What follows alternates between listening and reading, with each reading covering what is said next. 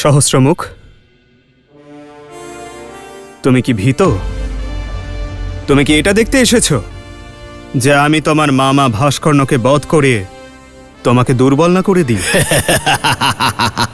ভাস্করণের মৃত্যুর ভয় আমার নেই রাম, ভয় তো তোমার মৃত্যুর আছে।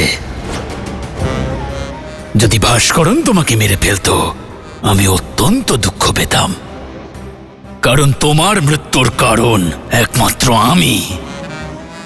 আমি আশ্চর্য হয়েছিলাম যে ভাস্করণের সঙ্গে যুদ্ধ করতে তুমি স্বয়ং কেন গেলে, কিন্তু এখন বুঝতে পেরেছি তুমি আমার কাছে পৌঁছতে চেয়েছিলে। অযোধ্যা থেকে দূরে আমার সম্মুখীন হতে চেয়েছিলে। তুমি যদি আমার সঙ্গে যুদ্ধ করতে চাও সহস্রমুখ, তবে এসো,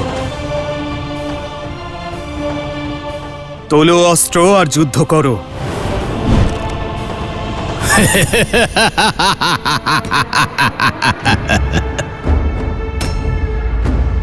আমার শস্ত্র সর্বদা আমার সঙ্গে থাকে রাম, আমার মুখই আমার ধনুক, যা সহস্র দিকে ছড়িয়ে আছে। শব্দই আমার বাণ, যা ব্যক্তির মনকে চিড়ে ফেলে। অসত্য আমার খড়গ, যা সত্যের প্রমাণকে কেটে ফেলে। আর সন্দেহ আমার চক্র, যা বিবেককে বুহে আটকে ফেলে। আর অবিশ্বাস আমার বর্ষা, যা ধর্মের বুক চিড়ে দেয়। বলো রাম, আছে এতগুলো অস্ত্রের সম্মুখীন হওয়ার ক্ষমতা? আছে আমাকে পথ থেকে সরানোর শক্তি? আছে আমাকে বধ করার সামর্থ্য?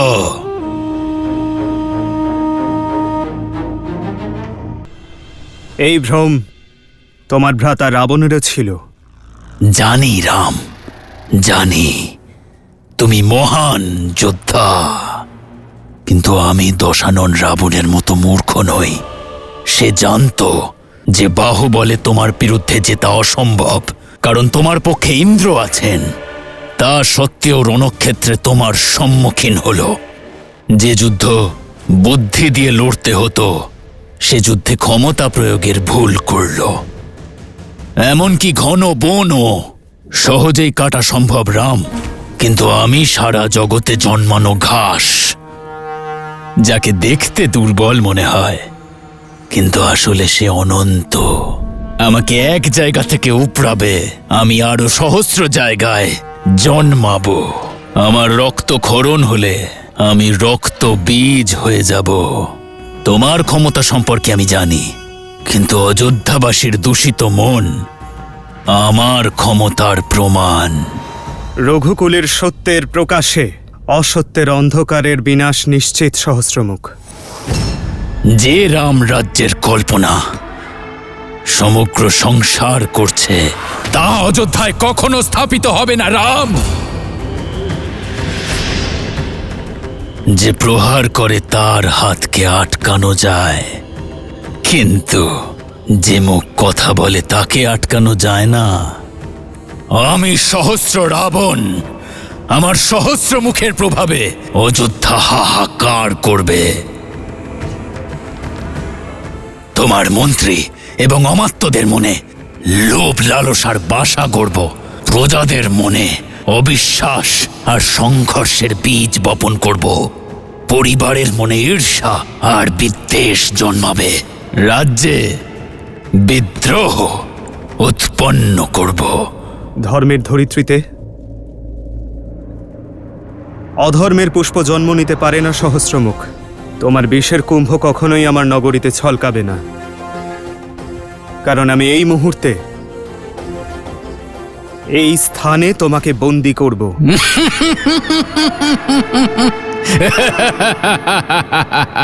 দেরি করে ফেললে রাম, ধনুক থেকে তীর বেরিয়ে গেছে। প্রজা তো দূর, তুমি তো তোমার স্ত্রী সীতাকেও রক্ষা করতে পারবে না। লোকের অপবাদ থেকে, নিন্দা থেকে, কুমন্ত্রণা থেকে নিজের আগামী প্রজন্মকে পর্যন্ত রক্ষা করতে পারবে না। অপমানের থেকে। যখন অসত্য পরিবারে প্রবেশ করে তখন প্রেম আর সম্মান সবার প্রথমে জানলা দিয়ে পালিয়ে যায়। সত্যি বলবো রাম, আমি তোমাকে বধ করব না, বরং তোমাকে জীবিত রেখে তোমার মৃত্যুকে উপভোগ করব। তোমার মর্যাদা ধ্বংস হওয়ার সাক্ষী থাকব, যখন সম্পূর্ণ বিশ্ব এক সুর এক রাগে গাইবে যে রামের সীতা দূষিত, অপবিত্র, চরিত্রহীন সে।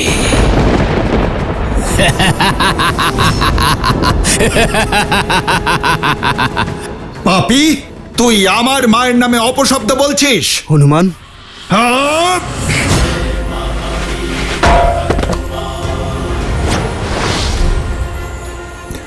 অনেক দেখেছি তোর ছলনা, এবার তুই দেখবি মাতা সীতার এই পুত্রের শক্তি। তোকে এই মুহূর্তে বিনাশ করে দেব আমি, তোর করা জঘন্য অপরাধের জন্য আর তোর ভ্রমের জন্য। হয় তুমি অত্যন্ত সরল বা মহামূর্খ বানর। এটাও জানো না যে অসত্যকে যত উঁচুতে তুলবে সে তত ক্ষমতাশালী হয়, ততটাই শীঘ্র ছড়িয়ে পড়তে পারে সে। রাঘবের স্ত্রী দূষিত।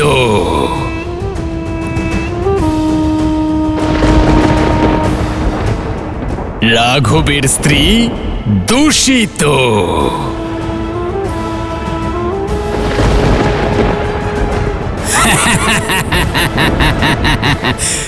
রাঘবের স্ত্রী দূষিত।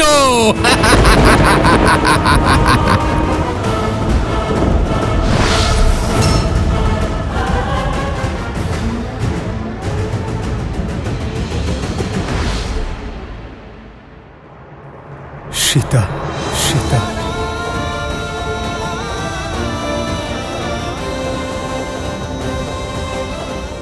অধর্ম নিজেকে যতই লুকিয়ে রাখার চেষ্টা করুক, আমার শ্রীরাম তাকে নাশ করার কোনো না কোনো উপায় ঠিক বের করবেন।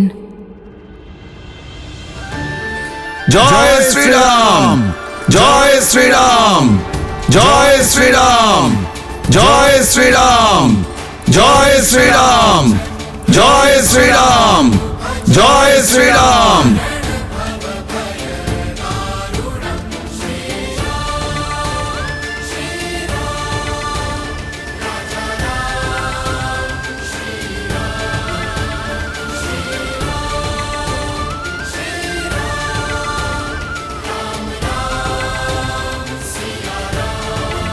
ক্ষমতার জয় জয়কার হয় নাকি দাদা? হ্যাঁ, যা হয়েছে তারপরে রাম সীতার নামে জয় জয়কার দেওয়া যায় নাকি?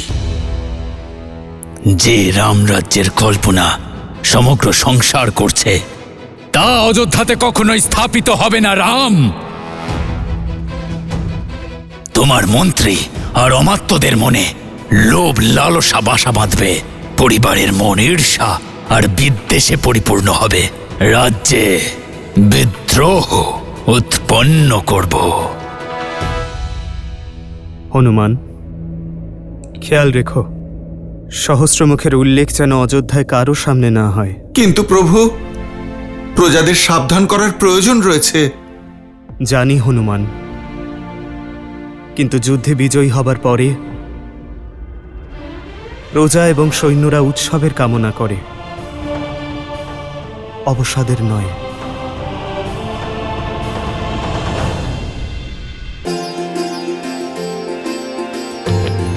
জয় শ্রীরাম, জয় শ্রীরাম, জয় শ্রীরাম, জয় শ্রীরাম, জয় শ্রীরাম, জয় শ্রীরাম, জয় শ্রীরাম।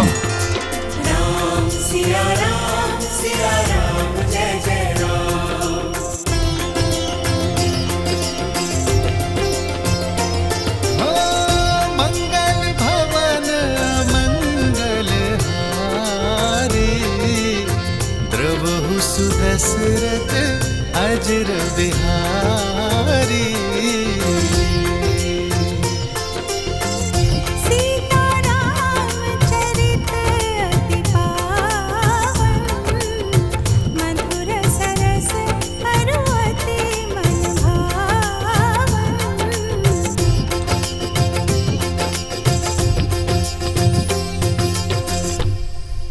যদিও রাম অনেক যুদ্ধ জিতেছে, কিন্তু এটা রাজা রামের প্রথম বিজয়। মা, আপনার দেখা উচিত ছিল কিভাবে দাদা ওই দুষ্ট ভাস্কর্ণের বিনাশ করলেন। না ও মাটিতে ছিল আর না বায়ুতে। মহাবলী হনুমানের সহযোগিতায়। মহাবলী হনুমান এই যুদ্ধে সৈন্য না হয়ে দাদার সেবক হয়ে এই যুদ্ধে পূর্ণ সহযোগিতা করেছেন। ওনাকে ছাড়া এই যুদ্ধে জয়লাভ সম্ভব ছিল না, তাই না দাদা? এত বিনম্র হয়েও না লক্ষণ। আমার বীরত্বের কাহিনী বলতে গিয়ে নিজের শৌর্য লুকোচ্ছ। সংহার দমনকে কত সাহসের সঙ্গে মেরেছ, আর ভাস্কর্ণকে বধ করতে তোমার প্রাণের ঝুঁকি নিয়েছিলে তুমি। এই বিজয় কেবল রাজা রামের নয়, সমগ্র অযোধ্যাবাসীর। আর অযোধ্যা ঠিক এভাবেই প্রতিটি যুদ্ধ জয় করবে, তা সে যুদ্ধ ভিতরের হোক বা বাইরের। राम सिया राम सिया राम सिया राम राम सिया राम सिया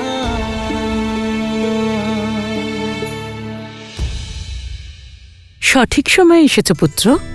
হ্যাঁ পুত্র, কাল বসন্ত পঞ্চমীর দিনে সীতার স্বাদের অনুষ্ঠানের শুভ মুহূর্ত স্থির করা হয়েছে। তোমার ওখানে উপস্থিত থাকা অনিবার্য। এখন তুমি চলে এসেছো, তাহলে সব পূজা বিধিবিধান সম্পূর্ণ হবে। অবশ্যই মা।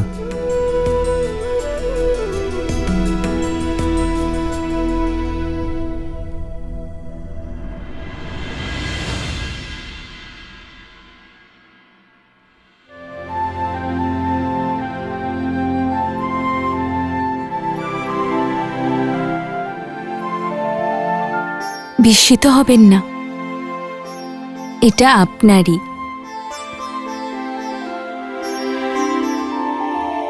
কৌশল্যা মাতা দিয়েছেন। বলছিলেন যে খেলনা দিয়ে পিতা খেলেছেন, পুত্রও সেটা দিয়ে খেলবে। তবে রাজা হওয়ার পরে আপনি একটি প্রতিশ্রুতি ভুলে গেছেন আর্য। কোন প্রতিশ্রুতি? সেটাই যেটা বিবাহের সময় দিয়েছিলেন। আমি অর্ধাঙ্গিনী আপনার। সুখের পাশাপাশি দুঃখ আর চিন্তারও সমান ভাগিদার আমরা। তাহলে বলুন, এমন কি আছে আর্য যা আপনার জয়ের হাসিকে মলিন করে দিয়েছে?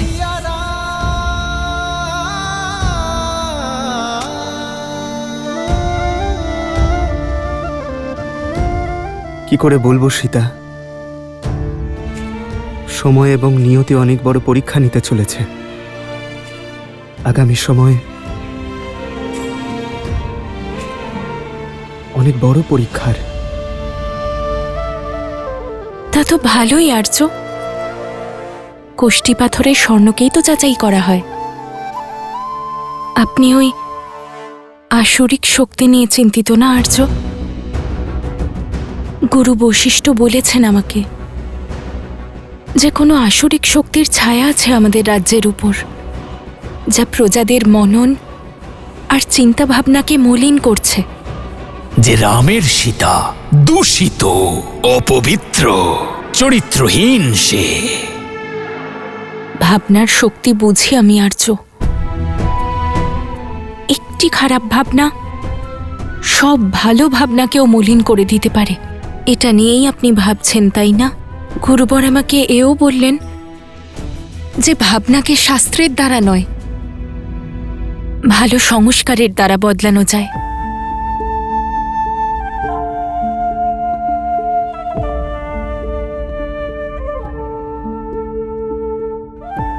গুরুদেব ঠিকই বলেন সীতা। শিক্ষার শক্তি মানুষকে স্থির করতে পারে, কিন্তু এ এতটা সরল হবে না। যেমন পাকা মাটির পাত্রে আর মাটি লাগানো যায় না, ঠিক তেমনই একজন ব্যক্তির যুবক হয়ে যাবার পর তার পাওয়া শিক্ষা পরিবর্তন করা যায় না। শিক্ষা বালকদের দেওয়া যায় সীতা, যুবকদের তো শিক্ষিত করা হয়। আর আমিও এখন তাই করব। আমার রাজ্যকে, আমার প্রজাদের শিক্ষিত করব।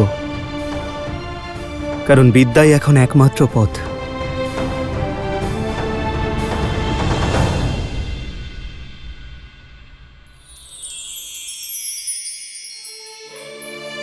আমার সম্পূর্ণ বিশ্বাস আছে আর্য, আপনি যা ভেবেছেন তা সম্পূর্ণ অবশ্যই করবেন।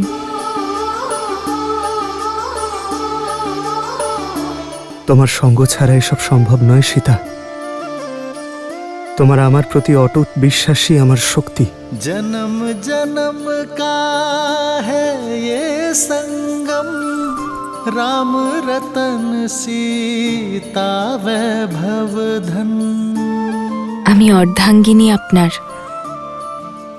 আমি আছি আপনার সাথে। আমরা দুজন মিলে সব সামলে নেব আর্য।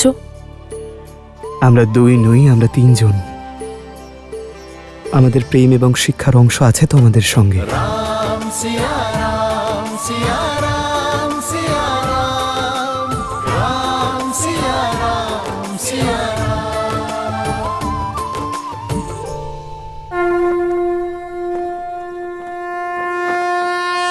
ॐ मधव्याः संवृताः पृथ्वये समाश्च विश्वकर्मणाः संवृतताग्रे।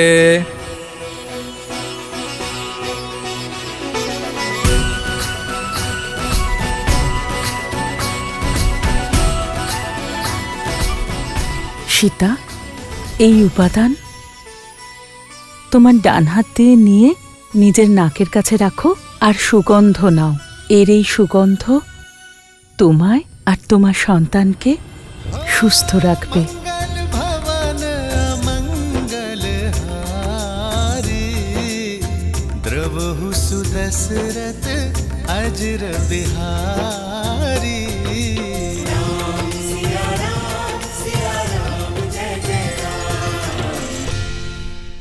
শিশু আর সমাজের কল্যাণের জন্য পিতামাতার পাশাপাশি পরিবারের বাকিদেরও এই আশ্বাস দিতে হবে যে তারা গর্ভে পালিত হওয়া শিশুকে সমাজের সকল কুরীতি থেকে রক্ষা করবেন।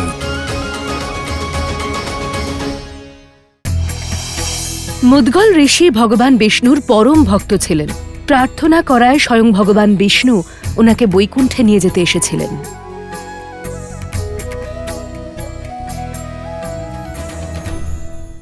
গর্ভধারণের পর এই ঔষধি অমৃতের সমান রাম। যেভাবে সূর্যের কিরণ পৃথিবীতে জীবন দান করে, সেভাবেই এই ঔষধি গর্ভস্থ শিশুকে পুষ্টি দান করে, শরীরের পাশাপাশি আত্মাকেও শক্তিশালী করে তোলে। মাতা হলেন শিশুর আধার। শিশুর প্রতি নিজের দায়িত্ব সম্পর্কে সদা সচেতন থাকেন। তবে শিশু আর সমাজের কল্যাণের জন্য পিতামাতার পাশাপাশি পরিবারের বাকিদেরও এই আশ্বাস দিতে হবে যে তারা গর্ভে পালিত শিশুকে সমাজের সকল কুরীতি থেকে বাঁচাবেন আর তাদের বিকাশে সর্বদা সাহায্য করবেন।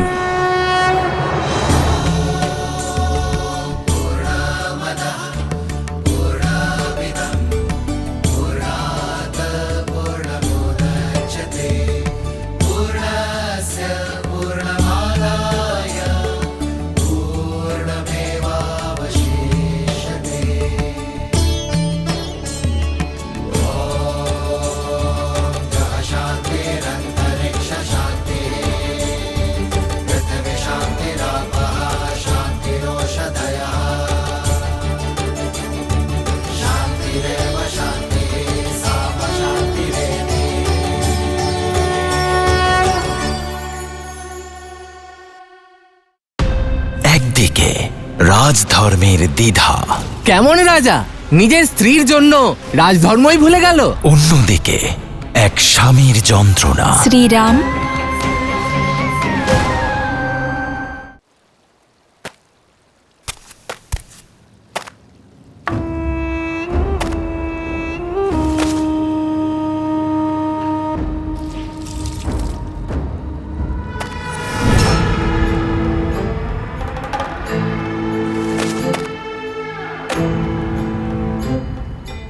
মিত্র, দেখো তো কি জানি কিভাবে আমার এই বস্ত্র মলিন হয়ে গেছে। এটা হ্যাঁ, পরিষ্কার হয়ে যাবে তো? এটা তো শিব মন্দিরের পেছনের দেওয়ালের ময়লার দাগ। মন্দিরের পেছনে জাম গাছ আছে, তার রস, প্রদীপের তেল, প্রদীপের কালি সব মিলিয়ে এই ময়লা তৈরি হয়েছে। এই দাগ তোলা একটু কঠিন, কিন্তু চিন্তা করো না, এই দাগ উঠে যাবে। অদ্ভুত, এত সহজে চিনতে পারলে। গভীর অভিজ্ঞতা তোমার। ময়লা চিনে তা পরিষ্কার করা, এটাই তো বস্ত্রকের কাজ। সমগ্র নগরের মলিন বস্ত্র এখানেই আসে।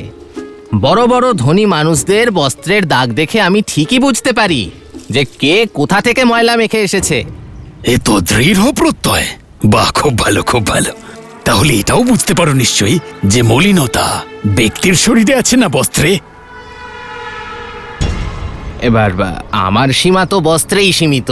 আমি বস্ত্রের দাগই চিনতে পারি, আর সেগুলোই আমি পরিষ্কার করি। ঠিক বলেছ মিত্র, বস্ত্রের মলিনতা তো দূর করা সম্ভব, কিন্তু ব্যক্তির মলিনতা দূর করা অসম্ভব।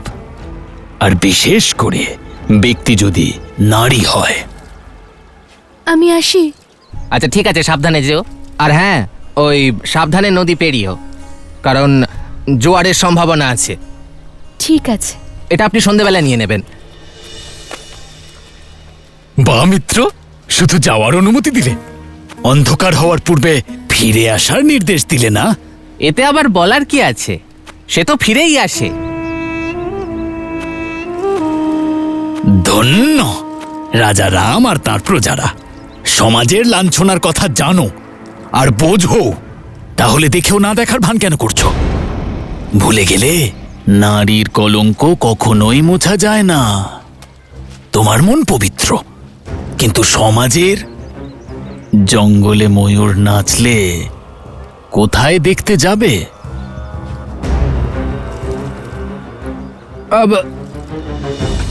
সীতাপতিরা আরে তোমার অযোধ্যা বলছি, সন্ধে নেওয়ার আগে চলে এসো। করে দেব। আমার হাত থেকে পরিত্রাণ নেই, কেউ বাঁচাতে পারবে না।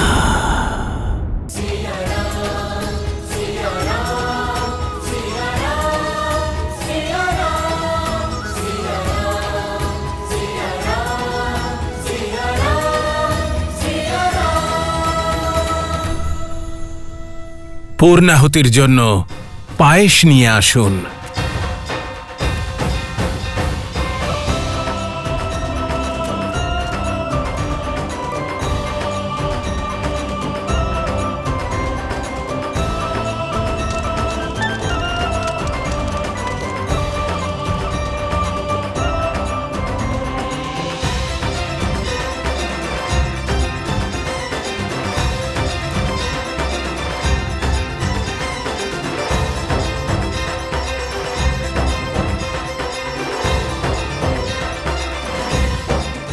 শিশু দীর্ঘায়ু আর সুস্থ থাকুক, এই প্রার্থনা করে প্রসাদ গ্রহণ করুন দেবী।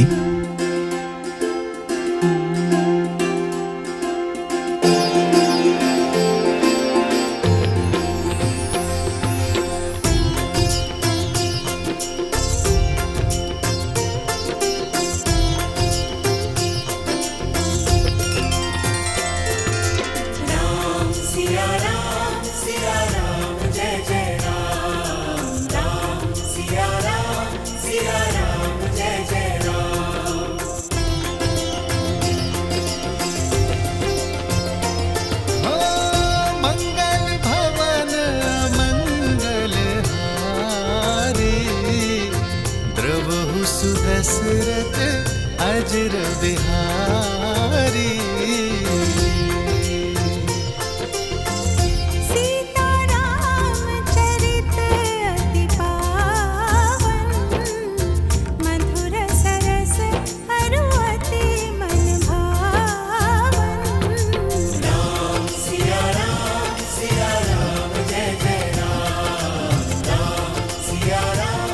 ঈশ্বর গর্ভস্থ এই শিশুকে আশীর্বাদ করুন আর পরিবারের উপর তাঁর কৃপা সর্বদা বর্ষণ করুন।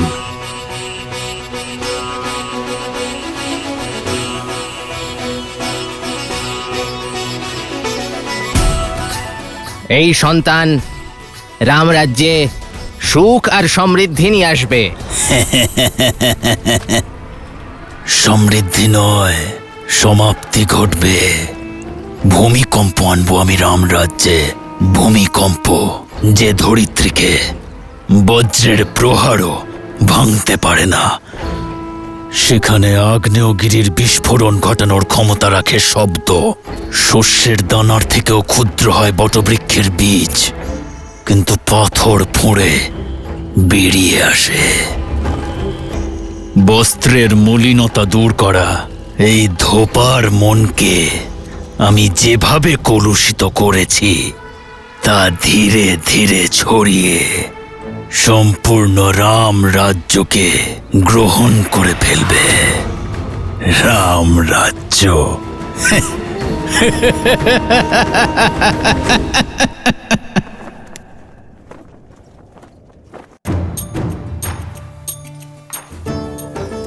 শীঘ্র নিয়ে যাও।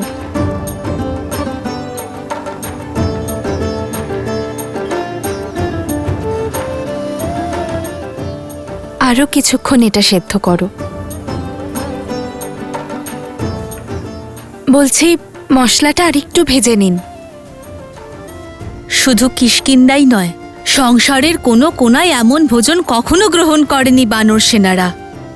তারা আজ রাজা রামের রন্ধনশালার আর সীতার হাতে তৈরি মহাভোজ গ্রহণ করে তৃপ্ত হয়ে যাবে সবাই। একটু আস্তে বলুন মা, যদি শ্রী হনুমান শুনে নেন তাহলে হয়তো নিজের রাজ্যে আর ফিরবেনই না।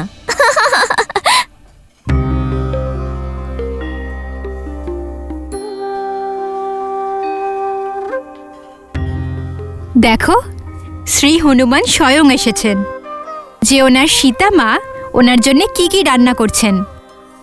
আসেননি দিদি, খাবারের সুগন্ধ ওনাকে এখানে টেনে এনেছে। কি শ্রী হনুমান? কেন ঠাট্টা করছো? আসুন হনুমান। দেখুন, সীতা নিজের প্রতিশ্রুতি রাখার জন্য, আপনাদের সকলকে সন্তুষ্ট করার জন্য মহাভোজে কত ভোজনই না বানিয়েছে।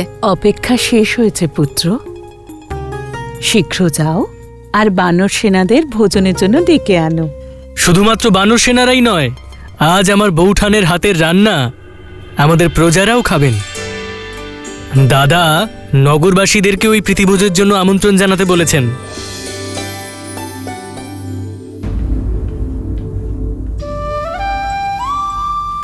আহা, এত অদ্ভুত সুগন্ধ!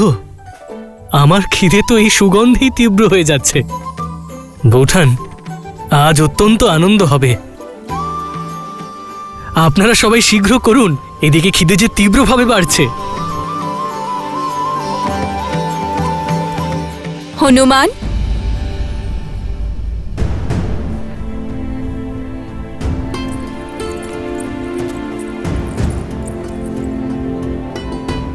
পুত্র, মাতার কাছে মনের কষ্ট লুকাচ্ছ? কি হয়েছে? তুমি প্রসন্ন হওনি? তোমাকে এরকম দেখাচ্ছে কেন? রামের সীতা দূষিত, অপবিত্র, চরিত্রহীন সে।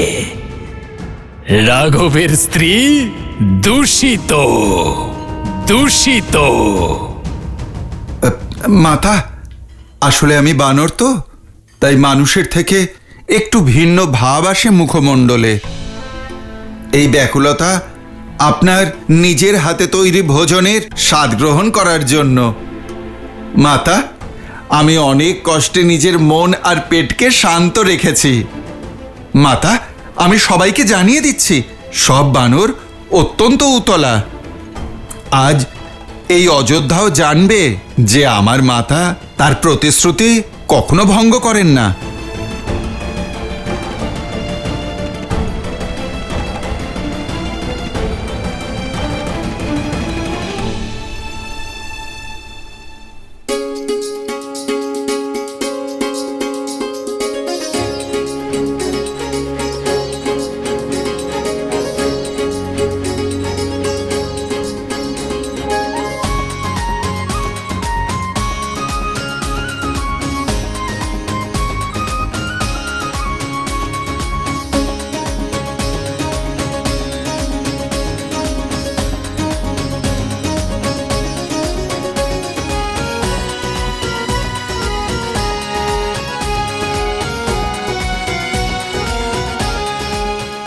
দারুণ, খুব ভালো হয়েছে। জয় সীতা মায়ের। মনে হচ্ছে মাতা সীতা নয়, স্বয়ং মা অন্নপূর্ণা ভোগ বানিয়েছেন।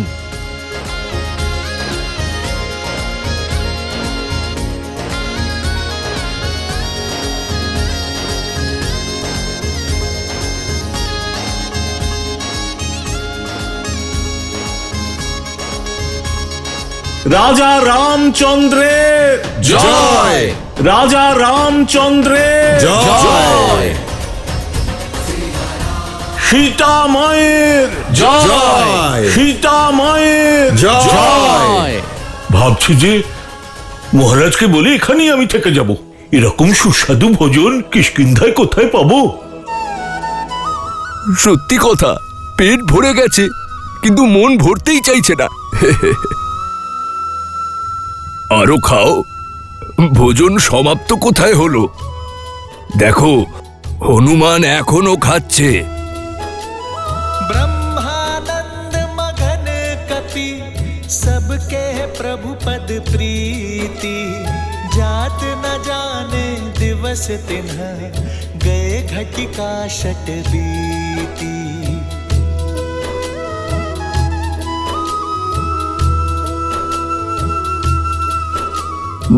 বলছি, ওই মিষ্টান্ন আর একটু পাওয়া যাবে? হ্যাঁ, আনছি।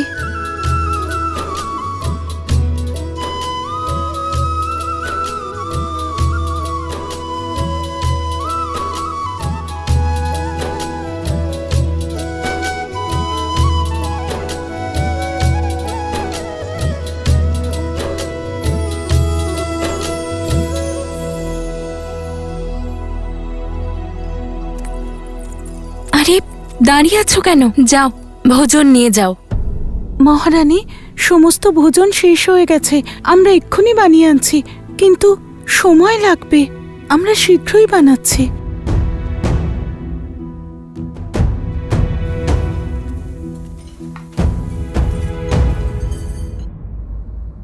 ওই মিষ্টান্ন যতক্ষণ না আসছে, এই লাড্ডু খান। লাড্ডু নয়, ওই জিলিপি। ওই জিলিপিগুলো খুব সুস্বাদু ছিল। ওগুলো পাওয়া যাবে? হ্যাঁ।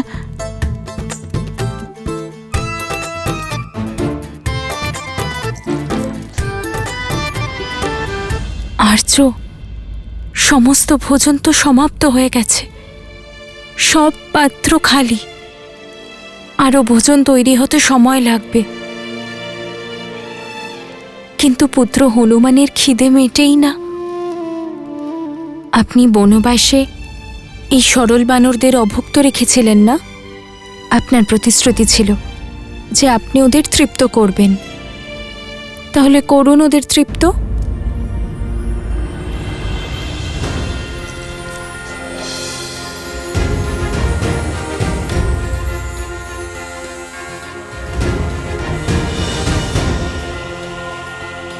একটা জিলিপি? মাতা, এ দিয়ে কি হবে? আপনি অনুগ্রহ করে আরো 2 থালা নিয়ে আসুন।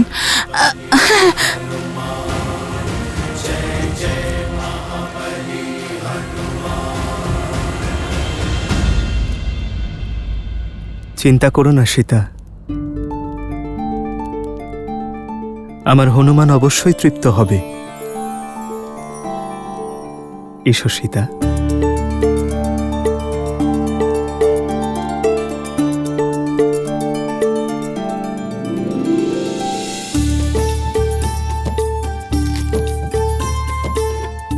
এই নাও সীতা, এটা হনুমানকে খাওয়াও, ও তৃপ্ত হয়ে যাবে।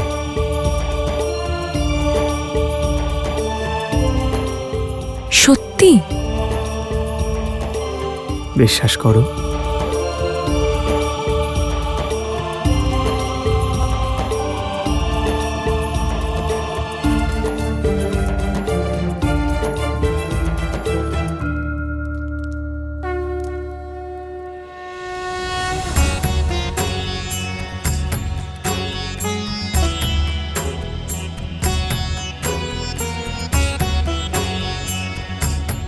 ভক্তের জন্য ভগবানের ভোগ সম্পূর্ণ হলো।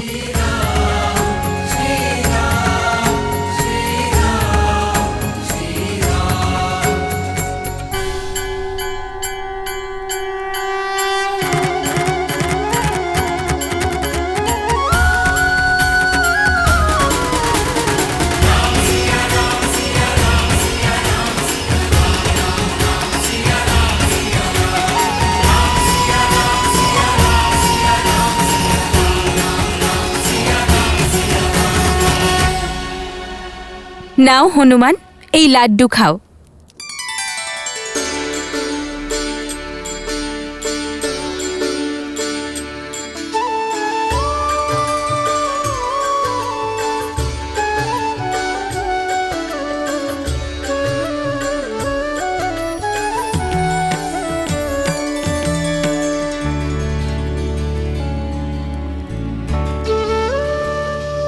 भज मन राम नाम सुखदाई, भज मन राम नाम सुखदाई, भज मन राम नाम सुखदाई, भज मन राम सुखदाई, भज मन राम नाम सुखदाई।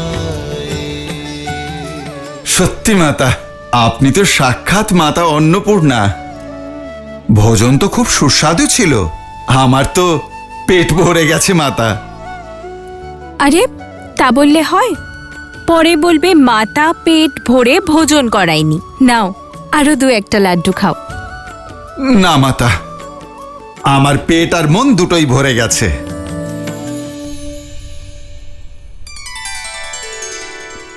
প্রভু, আপনি তো তুলসী পত্রকে অস্ত্র বানিয়ে দিলেন।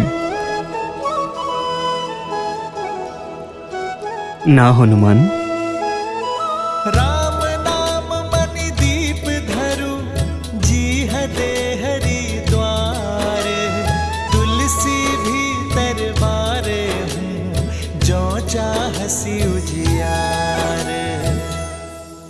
এটা কি করে সম্ভব পিতা? যে ক্ষুধা এতখানি ভোজন করার পরেও মিটছিল না, সেই ক্ষুধা রাম নাম লেখা তুলসী পত্রের দ্বারা কিভাবে মিটলো? তাই কারণে গণেশ, কারণ হনুমানের খিদে শারীরিক ছিল না, তার অন্তর অতৃপ্ত ছিল। আর তাছাড়াও তুলসীকে যে নারায়ণের প্রসাদ বলা হয়। আর যখন দেবী সীতা রাম নাম লেখা তুলসী পাতা হনুমানকে খেতে দেয়, তখন হনুমানের খিদে মেটে। তুমি জানো কেন? কারণ যখন ভগবানের প্রসাদ ভক্ত লাভ করে, তখন ভক্তের শরীর ও মন দুই তৃপ্ত হয়। আর তখন রাম নামধারী হনুমানের ভেতর রাম নাম গেঁথে যায়। যখন ভক্ত তার ভগবানের নাম জপ করে, তখন সেই নাম তার অন্তর মনকে শান্ত করে তোলে। এটাই হলো নাম জপের শক্তি। আর এমনিতেও ভক্ত কি চান? তার প্রভুর আশীর্বাদ, তার স্নেহ। আর যখন সে তা লাভ করে, তখনই তার পেট ভরে যায়। অদ্ভুত! ওই তুলসীপত্র আর তাতে লেখা নামের কতখানি শক্তি! গণেশ, শক্তি তুলসী পাতাতে নেই, বিশ্বাস আর শ্রদ্ধাতে আছে, যা ভোগের পরিমাণ দেখে না, শুধু তার পেছনে লুকোনো ভালোবাসা আর ভাবকে দেখে। শ্রী হনুমানকে এত ব্যঞ্জন খেতে দেখে আমারও খিদে পেয়ে গেছে। একটুখানি খেয়ে আসি, মাতা তো আজ মোদক বানিয়েছেন।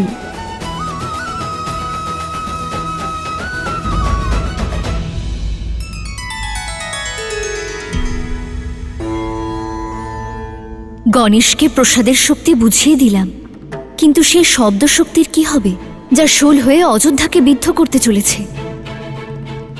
শব্দ সেই অস্ত্র দেবী, যা হয় উদ্ধার করবে, নয় বিনাশ করবে।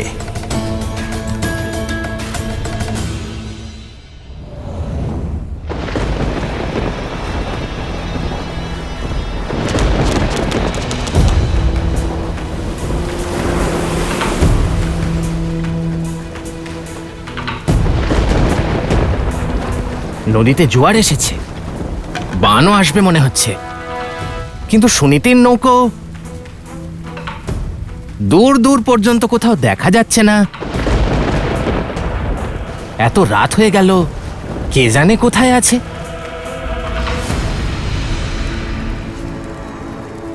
পেল, আমার কুটিলতার বীজ বড় হওয়ার জন্য জল পেল।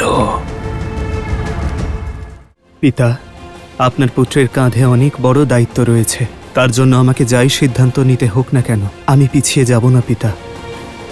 পিছিয়ে তো আপনার পুত্রবধূ শ্রীরামের ধর্মপত্নীও যাবে না পিতা। আমি রঘুবংশের আদর্শকে কলঙ্কিত হতে দেব না। গরুর পুরাণে বর্ণিত একটি পৌরাণিক কথা অনুসারে মুদগালের অভিশাপের কারণে ওনার স্ত্রী নলয়নের পুনর্জন্ম হয়েছিল মহাভারতের যুগে দ্রৌপদী রূপে। সেই কারণেই দ্রৌপদীর 5 জন স্বামী ছিলেন।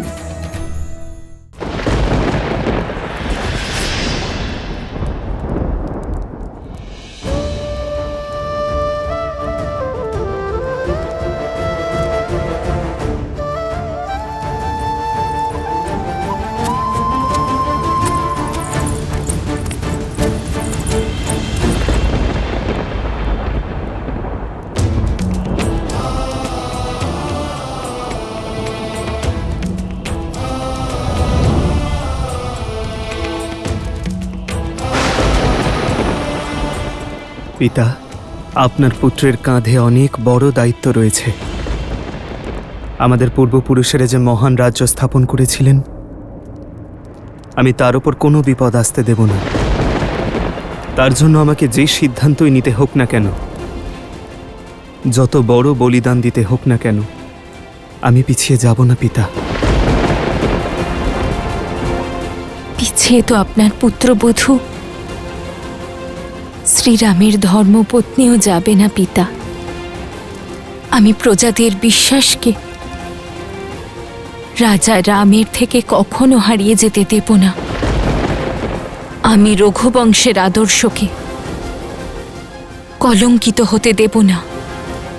নদী উত্তাল হওয়ার জন্যই কি ও ফিরতে পারল না, নাকি এই বিলম্বের অন্য কোনো কারণ আছে? সন্দেহ সেই বারুদ অগ্নির সংস্পর্শে এলে সে বিশ্বাসকে ভস্ম করে দেয়। রামের সুখী জীবন আর রাম রাজ্যের কল্পনা সব পুড়িয়ে ভস্ম করে দেব। ধূলিসাৎ হয়ে যাবে রঘুকুলের সমস্ত আদর্শ।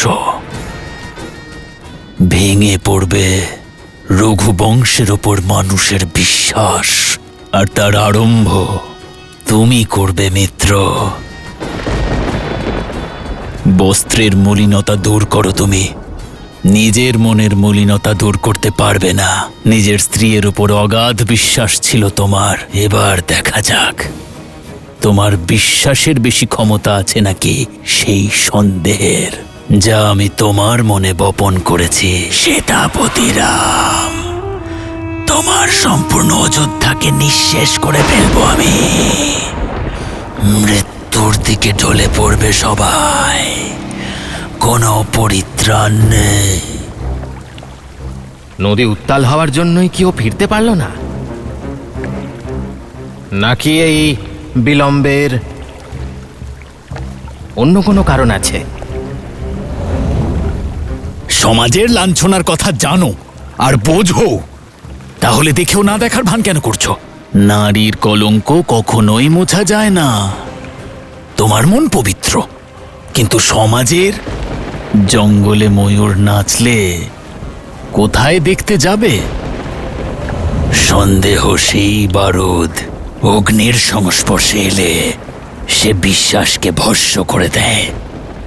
আজ এই অগ্নিতে নিজের বিশ্বাসের বিসর্জন দিবি তুই, আর অবিশ্বাসের অগ্নিকে আগ্নেয়গিরি বানাবো আমি।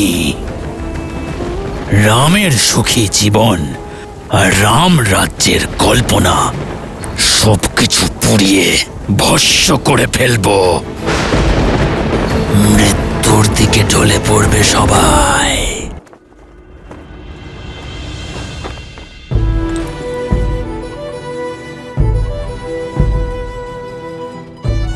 আজ আমার বানর বীরেরা চলে যাচ্ছে। যে মর্যাদা এবং ধর্ম আমি স্থাপন করেছি, আমার বানর বীরদের বলিদান, তাদের পরিশ্রম আর তাদের সমর্থন তার আধার ছিল। আপনারা সকলে দাঁড়িয়ে ওনাদের প্রণাম করুন। ওনারা না থাকলে আমার উদ্দেশ্যে সফল হতে পারতাম না। আপনাদের সঙ্গ এবং সমর্থনের জন্য এই রামরাজ্য আপনাদের প্রতি কৃতজ্ঞ থাকবে।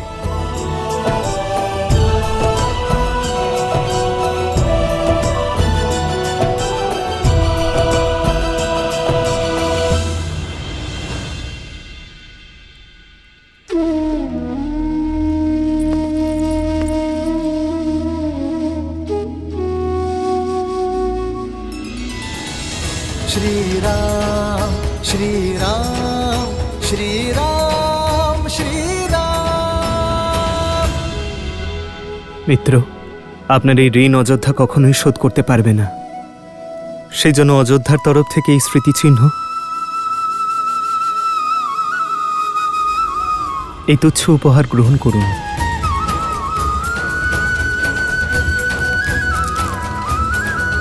आदर्श और मर्यादा की है ये कथा महापावनम। काटे मद श्री से मिलाने श्रीमद् रामायणम श्रीमद् रामायणम। মিত্র, আপনার সঙ্গে থেকে আমরা বানররা কেবল ধর্মজ্ঞানই লাভ করিনি, নিজেদের শক্তির পরিচয়ও পেয়েছি। জেনেছি যে সংসারের হিতের জন্য সংকটের সম্মুখীন হওয়ায় প্রকৃত বীরের পরিচয়। আমি এটা জানি না যে বানররা আপনাকে সহায়তা করেছে নাকি আপনি বানরদের, কিন্তু এই অসহনীয় বিয়োগের যন্ত্রণার পূর্বে আমাদের পথ প্রদর্শন করুন। আমাদের বলুন আমরা ধর্মের পথে কিভাবে এগোবো।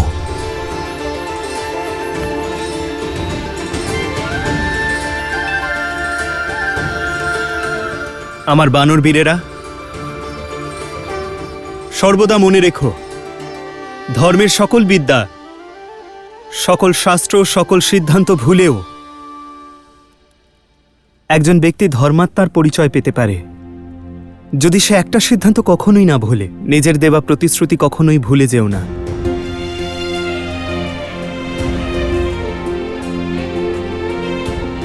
এই সেই জ্ঞান যা জীবনকে স্বর্গ এবং মানুষকে নারায়ণ করে তোলে। ভেবে দেখো, একজন ব্যক্তি তৃষ্ণার্ত, উত্তপ্ত মরুভূমিতে বিভ্রান্ত, এবং তাকে যদি কেউ এসে বলে যে উত্তর নয় পূর্ব দিকে যেতে হবে, তোমাকে কথা দিচ্ছে তুমি ওখানে অবশ্যই কুয়ো পাবে, আর সেই ব্যক্তির প্রতিশ্রুতি যদি মিথ্যে হয়, তবে তৃষ্ণার্তের মৃত্যুও হতে পারে। তোমার প্রতিশ্রুতি কারোর জীবনে বেঁচে থাকার আধার হতে পারে, কোনো কিছু প্রাপ্তির আশা জাগাতে পারে। কাউকে জীবনের আধার প্রদান করা আর তা কখনোই ছিনিয়ে না নেওয়া, এই তো বাস্তবিক ধর্ম। যদি কোনো ব্যক্তির জীবন প্রতিশ্রুতি ভঙ্গের কারণে সংকটে পড়ে, তাহলে পাপ প্রতিশ্রুতি প্রদানকারীরই হয়।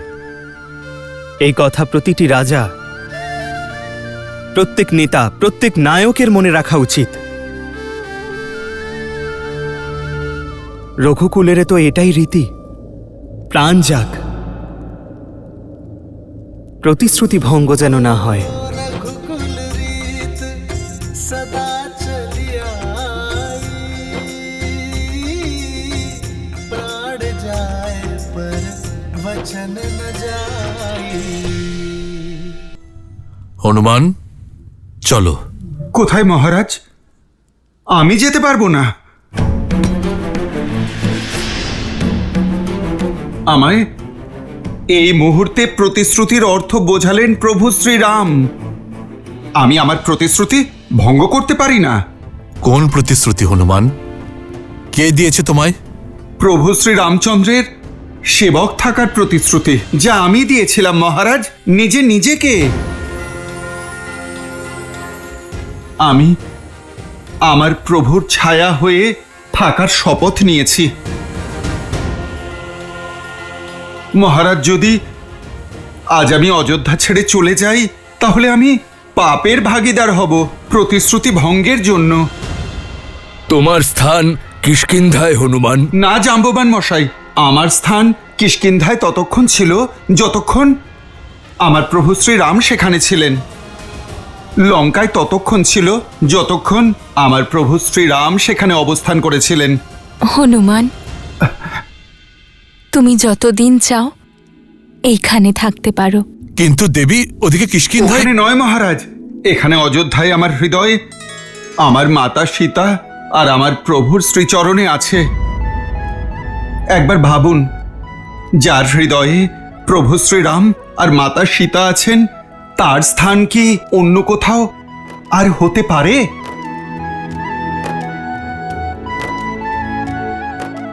হনুমান, প্রভু শ্রীরামের ভক্তি একটি ভাব, সেটা যে কোনো স্থানে করা যায়।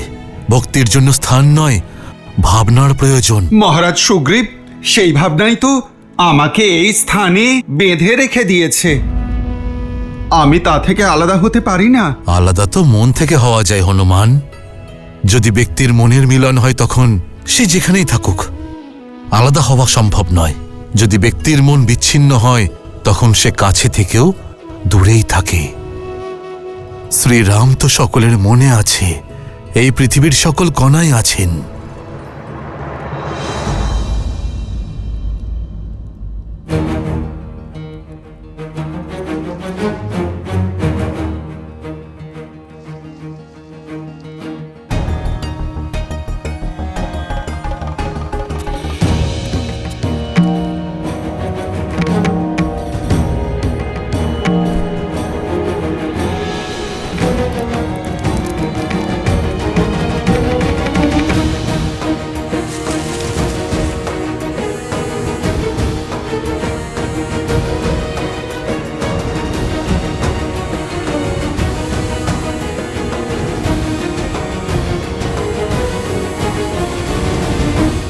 হনুমান, এ কেমন ঔদ্ধত্য?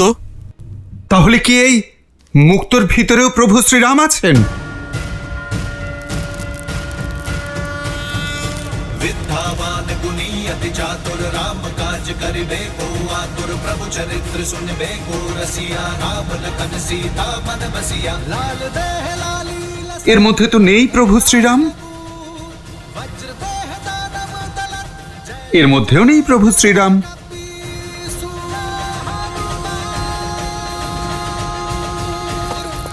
প্রভু শ্রীরাম তো কোনো বস্তুর মধ্যেই নেই। প্রিয় হনুমান, হৃদয়ে শ্রীরামের ছবি থাকার অর্থ এই নয় যে সত্যই ওনার ছবি ওখানে দেখা যাবে।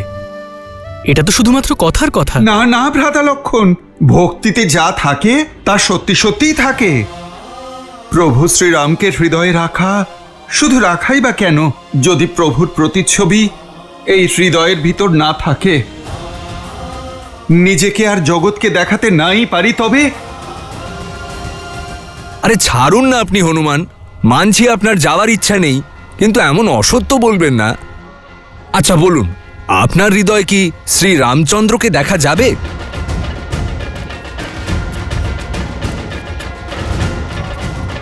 যাবে।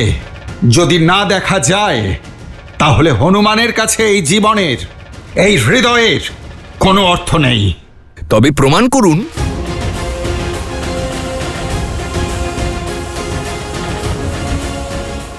আমি এখনই এই মুহূর্তে প্রমাণ করব যে প্রভু শ্রীরামের প্রতি আমার নিষ্ঠা সত্যি।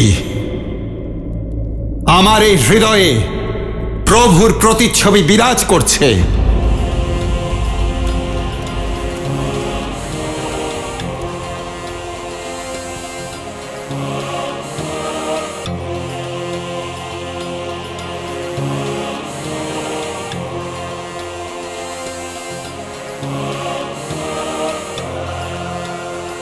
জয় শ্রীরাম।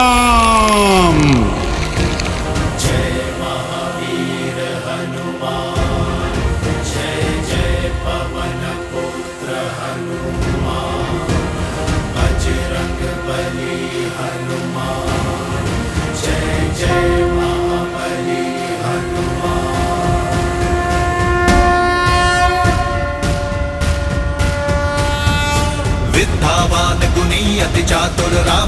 काज करिबे को आतुर प्रभु चरित्र सुनबे को रसिया राम लखन सीता मन बसिया लाल देह लाली लसे अरुधरि लाल लगू वज्र देह दानव तलत जय जय जय कपीसु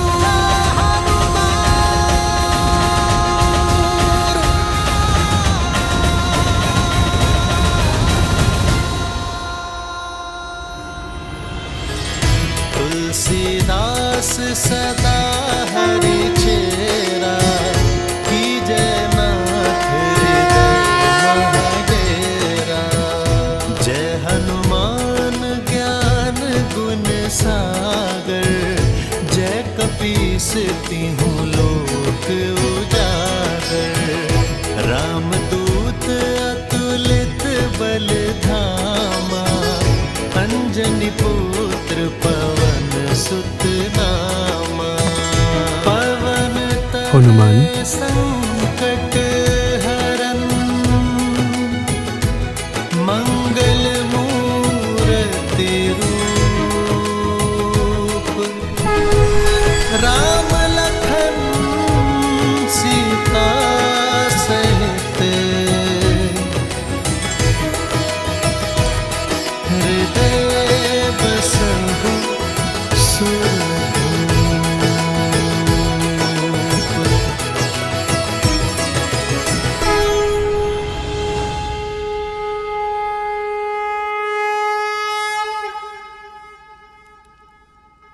হনুমান সঠিক বলেছে মিত্র।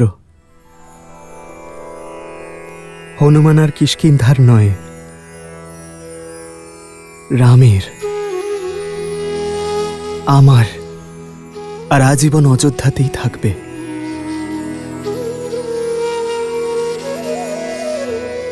প্রভু, আপনি আমায় অমৃত দান করলেন।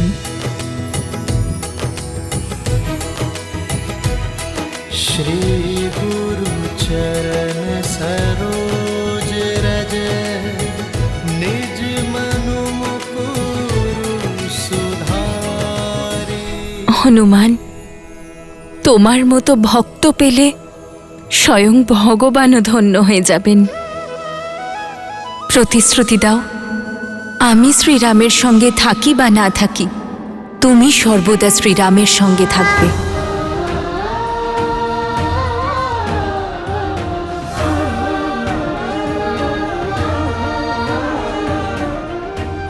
মাতা, আপনি তো আমার প্রতিশ্রুতি চাইছেন না, আমায় আশীর্বাদ করছেন।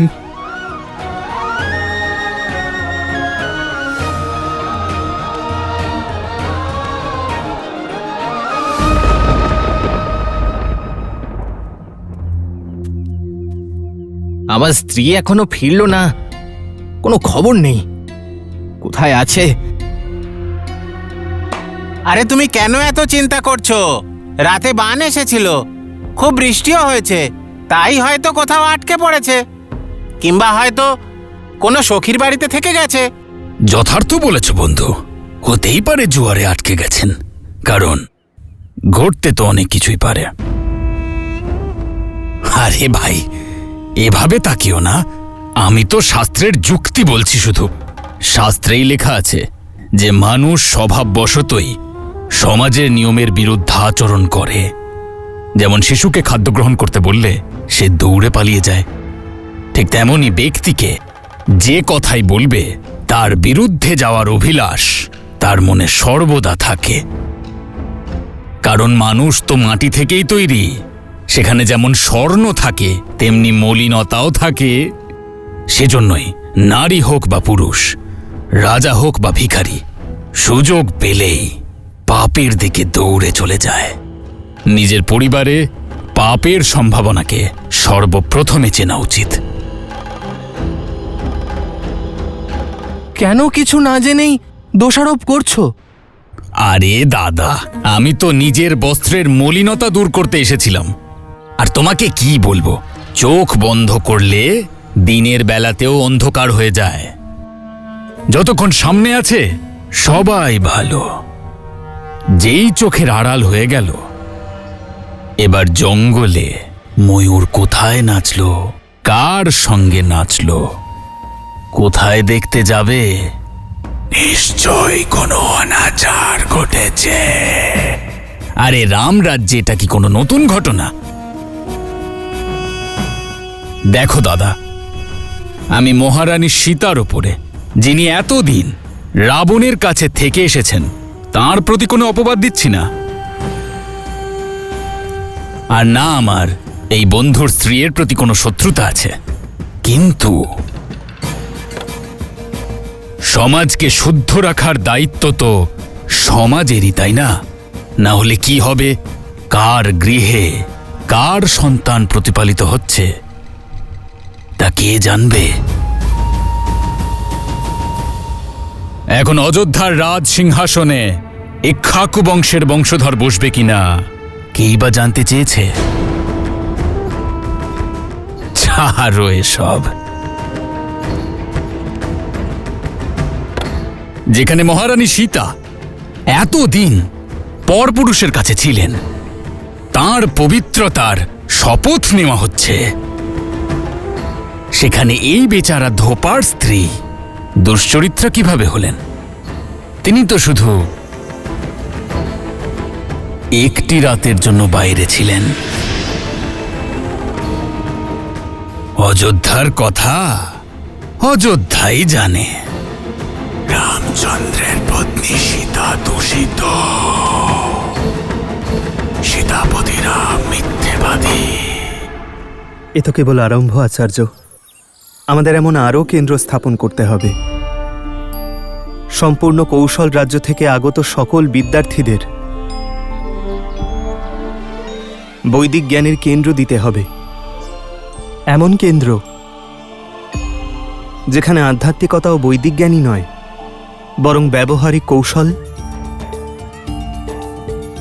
আর প্রতিদিনের অবসাদের সঙ্গে লড়তেও সাহায্য করবে। চরিত্র এবং শারীরিক বল বিকশিত করার সুযোগও দেওয়া হবে। কারণ যে শরীর এবং মন থেকে সামর্থ্য হবে, সেই সমাজের অনুচিত ভাবনার সঙ্গে লড়তে পারবে, পরিবর্তন করে রামরাজ্য স্থাপন করতে পারবে। তাই আপনাকে আমন্ত্রণ করা হয়েছে আচার্য, যাতে এই স্থান সঠিক আচার্য এবং কুলপতি পায়।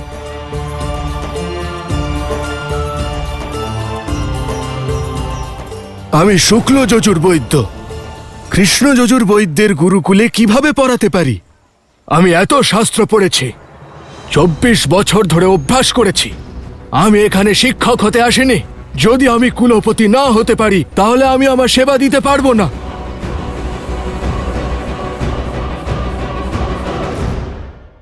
আপনি আপনার স্ত্রীকে সন্দেহ করছেন স্বামী। কিন্তু আমি রাজা রাম নই। আজ থেকে তোমার এই গৃহে আর আমার মনে কোনো জায়গা নেই। যেখানে তুমি রাত কাটিয়েছো, সেখানে গিয়েই বাকি জীবন কাটাও। শত্রুঘ্ন স্ত্রী শ্রুতকীর্তি একজন চিত্রকার ছিলেন, যিনি মধুপুরা চিত্রকলার জন্ম দিয়েছিলেন। মধুপুরা নামের অনুকরণে শত্রুঘ্ন নিজের রাজধানী তৈরি করেন, যা আজ মথুরা নামে পরিচিত। আমি সহস্র রাবণ নিজের সহস্র মুখ দিয়ে তোমার মন্ত্রী আর অমাত্যদের মন লোভ লালসায় পরিপূর্ণ করব। প্রজাদের মনে অবিশ্বাস আর সংঘর্ষের বীজ বপন করব।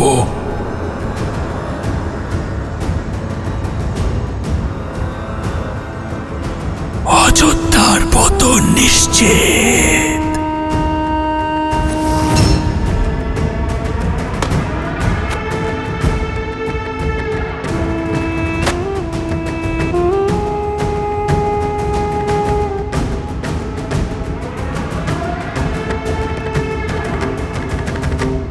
মানুষ অন্যায় করলে সর্বদা সে অন্যায়কে লুকোনোর চেষ্টা করে, বিচিত্র অজুহাত বানায় নিজের পাপকে লুকোনোর জন্য।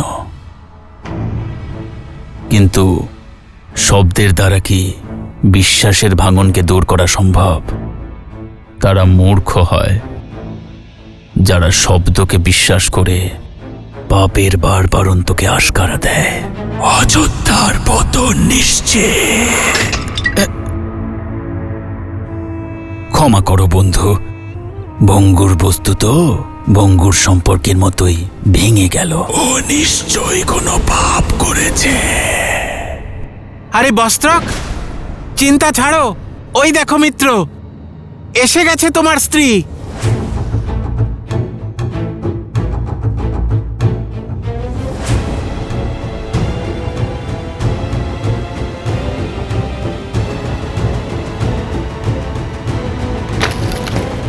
ওই যে আসছে না, ওকে বলে দিও যে আমার আর ওর সাথে কোনো সম্পর্ক নেই। যেখানে ও রাত কাটিয়েছে ওখানেই বাকি জীবনটাও কাটাক। স্বামী, স্বামী আমাকে ক্ষমা করে দিন। বাইরের আবহাওয়া খুবই খারাপ ছিল, বৃষ্টি ঝড়ের কারণে বাইরেই থাকতে হয়েছিল, আর নদীতে তো জোয়ার এসেছিল। আর মিত্র, ওকে বলে দাও আমি ওর কথার জালে আর ভুলছি না। আমি বস্ত্রক বস্ত্রক, ময়লা মানুষের মনেই লাগুক বা বস্ত্রে, আমি ঠিকই বুঝতে পারি।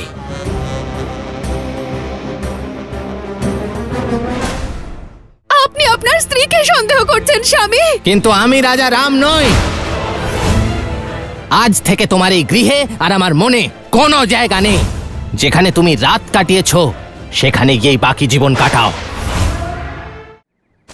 স্বামী, এসব এসব আপনি কি বলছেন? আমাকে সন্দেহ করছেন? আপনি নিজের স্ত্রীকে সন্দেহ করছেন স্বামী। কিন্তু আমি রাজা রাম নই।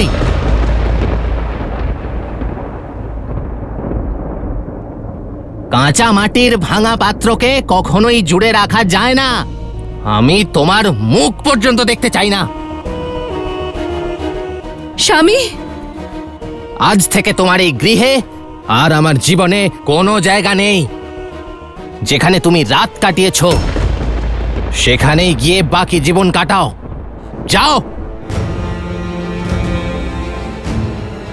অযোধ্যার পতন অতি নিকটে। অগ্নি সংযোগ করা হয়ে গিয়েছে রাম। এবার এই অগ্নি নগর থেকে তোমার প্রাসাদেও ছড়িয়ে পড়বে।